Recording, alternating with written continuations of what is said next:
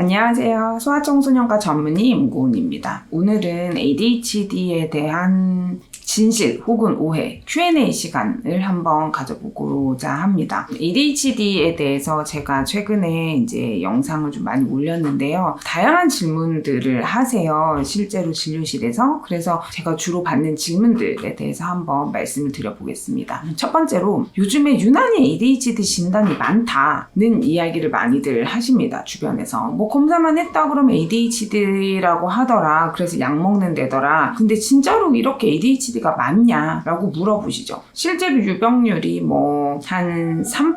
3에서 5% 정도 된다고 이야기를 하거든요. 근데 이제 물론 여자아이들 같은 경우에는 조용한 ADHD가 상대적으로 많아서 남자애들보다는 좀 진단이 안 되는 확률이 높아서 3에서 5%보다는 조금 더 높지 않을까라고 생각을 하기는 합니다. 근데 실제로 저도 ADHD 검사를 하다 보면은 요즘에 유난히 ADHD로 많이들 나옵니다. 검사가.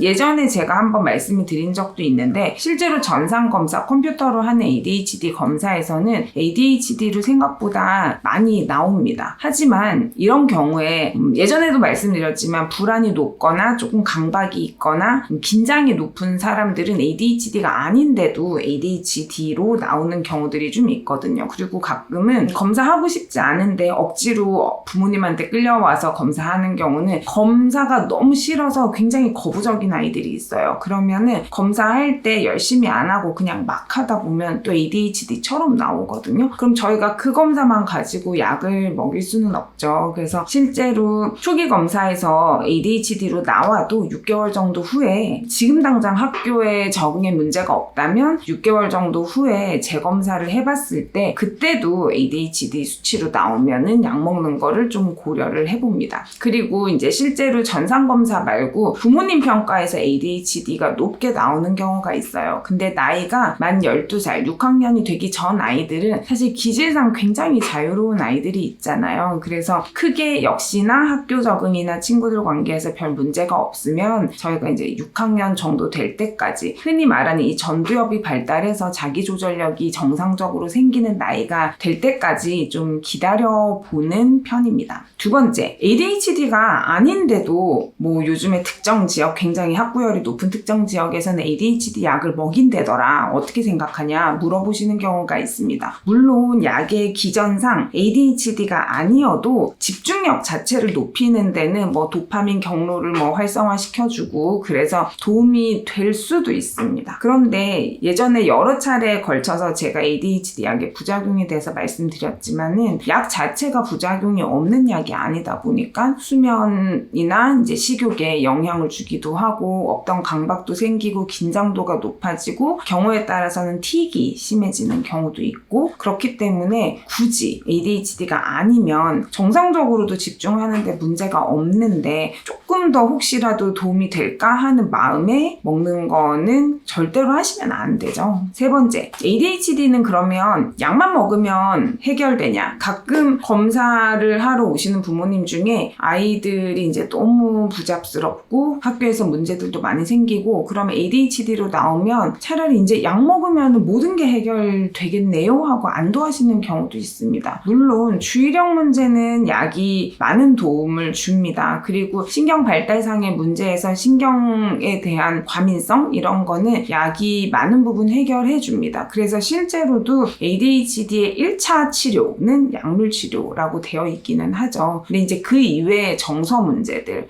낮은 자존감의 문제, 그 다음에 사회관계 기술이라든지 이런 것들은 사실 약으로 해결되는 부분들이 아니거든요. 그래서 아주 어린 시절에 너무 부산하고 적응이 어렵지만 다른 심리적인 2차적인 문제를 겪지 않은 아이들은 잠깐 먹고 약을 끝내면서 그 약 먹는 동안에 칭찬도 많이 받고 이러면서 별 상처 없이 지나가면은 약물 치료만으로도 해결되는 경우도 있을 수는 있지만 대부분이 심리적인 문제나 다른 행동 조절 상의 문제를 많이 가지고 있어요. 그래서 그런 경우에는 심리치료나 놀이치료나 인지행동치료 같은 이런 것들을 병행을 하는 것이 도움이 됩니다. 그리고 부모님도 부모 코칭을 좀 받으셔서 ADHD 아이들하고 규율을 만드는 법, 소통하는 법, 어떤 식으로 감정 조절을 부모님도 하시고 아이들에게 가르칠지 이런 거에 대해서도 코칭을 좀 받으시는 게 큰 도움이 됩니다. 다음으로 ADHD는 부모가 훈육을 잘못해서 생기는 거다 이렇게 생각하시는 분들이 있습니다. 하지만 ADHD는요 실제로 예전 시간에도 말씀드렸지만은 신경 발달 자체에 문제가 있는 거예요. 발달이 좀 미숙한 거죠. 그래서 이거는 부모님의 양육 훈육하고는 상관이 없어요. 생기는 거에는. 일례로 똑같은 부모님이 키워도 형제가 여러 명이 있으면 모두가 ADHD가 있는 거는 아니거든요. 누구는 있지만 누구는 없고, 그러면 똑같은 부모가 키웠는데 왜 어떤 아이는 생기고 어떤 아이는 안 생기냐. 그렇기 때문에 부모님이 뭐 훈육을 잘못하시거나 양육을 잘못하셔서 생기는 거는 아닙니다. 오히려 ADHD가 있는 아이들은 훈육이 참 어렵죠. 그래서 다른 아이 한 두세 번 말하면 될 거를 200번 이야기를 해야 되는 부분들도 있고, 감정 조절이 잘 안 되기 때문에 부모님이 훨씬 더 감정 조절을 하는 연습을 하셔야 되는 부분도 있고, 규칙을 잘 못 받아들이기 때문에 규칙을 굉장히 구조화하고 규칙에 대해서 상벌도 확실하게 하면서 굉장히 훈육이 어렵습니다. 그래서 실제로 부모님들도 사람이기 때문에 ADHD 아이를 키우다 보면은 정서적으로 많이 힘이 들어지거든요. 그리고 아이 때문에 받는 비난이라고 하면 그렇지만 좋지 않은 피드백들 많이 받기 때문에 부모님도 아이로 인한 상처가 많이 있습니다. 더더구나 아이한테 또 혼내고 화내고 나면 죄책감도 생기고 이렇기 때문에 굉장히 마음이 복잡하죠. 그래서 실제 ADHD를 키우는 아이들의 부모님이 심리적인 문제를 많이 가지고 계시는 분들이 있어요. 오히려 심리적인 문제가 있는 부모여서 아이가 그렇게 된 게 아니고 힘들고 까다로운 아이를 키우다 보니까 2차적으로 부모님이 힘들어지시는 경우들이 있기 때문에 이거는 부모님의 훈육이나 양육으로 인해 생기는 문제는 아닙니다. 다음으로 ADHD는 크면 다 좋아진다 라고 생각하시는 분들이 계십니다. 특히 이제 아버님들, 우리 때는 뭐 그렇게까지 진단을 많이 하진 않았지만 나도 어렸을 때 저랬는데 나 잘 살잖아, 쟤도 괜찮을 거야 라고 생각하시는 분들이 계시죠. 어느 정도는 맞고 어느 정도는 조금 틀린 부분들이 있습니다. 실제로 집중력 문제는 나이가 지나면 좋아지는 경우가 많습니다. 그리고 우리가 ADHD TV에서 많이 보는 이런 과잉행동 하는 것들, 막 뛰어다니고 막 이것저것 만지고 하고 막 이러는 과잉행동은 크면은 꼭 치료를 하지 않아도 좋아지는 경우들이 많습니다. 하지만 이제 ADHD가 조절이 되지 않은 채로 성인이 되는 경우에는 어른이 됐을 때 뭐 조증, 조울증, 우울증 이런 기분장애, 뭐 공황이 오는 경우도 있고 강박이 심해지시는 경우도 있고, 실제로 어렸을 때는 사춘기 때는 품행장애라고 하지만 어른이 됐었을 때는 뭐 이렇게 적대적인 행동장애 뭐 이런 것들이 또 생길 수도 있고, 회사나 이런 곳에 적응장애가 생긴다든지 혹은 이제 약물 남용의 문제들이 있을 수 있습니다. 외국은 뭐 마약 이런 것들이지만 우리나라에서는 이제 술이나 이런 것들에 좀 더 탐닉하게 되는 경우가 있다고 교과서상의 통계가 있습니다. 그래서 실제로 조절이 되지 않고 치료받지 않은 ADHD인 분들이 조절력의 어떤 그런 어렸을 때 행동 문제나 어렸을 때 주의력 자체는 크면서 좋아지는 분들이 계시지만 그 이외의 심리적인 문제, 심리 사회적인 문제들은 어른이 되어서까지도 힘듦이 남아있는 경우들이 많습니다. 그리고 이제 또 하나의 이슈는 우리가 어렸을 때 자랐던 환경하고 지금이 좀 다르잖아요. 우리가 어렸을 때는 사실 좀 산만하고 이러면 많이 혼났죠. 뭐 간혹 맞기도 하고 학교도 굉장히 엄했고 굉장히 엄격한 환경 속에 살다 보니 실제로 행동이 좀 산만하고 이런 아이들이 외적 규제가 많기 때문에 소위 인지행동 치료가 환경적으로 어느 정도 되는 부분들이 좀 있었죠. 근데 요즘은 학교도 그렇고 가족 분위기도 그렇고 사회 분위기도 전반적으로 자율성이나 자유를 조금 더 존중하는 분위기에서 실제로 ADHD 아이들이 조절력을 배울 수 있는 기회가 우리 어렸을 때보다는 조금 더 적지 않나 하는 개인적인 생각도 있습니다. 다음으로 ADHD는 가족력이